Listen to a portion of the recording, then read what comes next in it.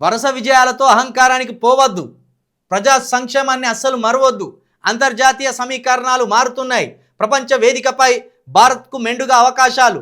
NDA parliamentary party భేటీలో ప్రధాని మోదీ. వరుస ఆ విజయాలన్నీ ఎట్లా అని చెప్పాలి, అది కూడా చెప్పాలి కదా.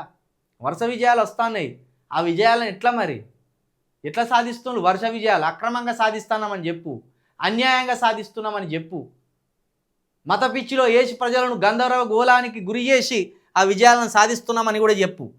ప్రజా సంక్షేమాన్ని మరిచినావు కదా. అంతర్జాతీయ సమీకరణలు మారుతున్నాయి, ఈ ముక్క జరగ బత్తాయిలకు చెప్పు మోదీ గారు. అంతర్జాతీయ సమీకరణలు మారుతున్నాయిరా, మరి మనం అందరితో స్నేహంగా ఉండాలి, అన్ని కులాలతో స్నేహంగా ఉండాలి, అన్ని మతాలతో స్నేహంగా ఉండాలి.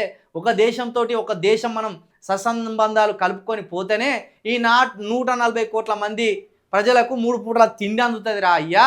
మీరు మసీదుల మీద దాడులు చేస్తే, చర్చిల మీద దాడులు చేస్తే, క్రైస్తవుల మీద దాడులు చేస్తే, ముస్లింల మీద దాడులు చేస్తే, అక్కడున్న ముస్లిం దేశాలు, అటున్న క్రిస్టియన్ కంట్రీసు మనకు సాయం చేయరా, మనం బుచ్చగాళ్ళం అవుతాం రా అని గా బత్తాయిలకు జర చెప్పు. గా బత్తాయి ఆలోచనలు కలిగిన వాళ్ళకి జర చెప్పు మోదీ గారు. అది చెప్పకుండా ఈ సూటు బూట్ వేసుకొని ఊరికే శైలి ఒప్పుకుంటా పోతా అంటే వస్తా అంటే ఈ బత్తాయిలు ఏమనుకుంటారు? మా విశ్వగురువునే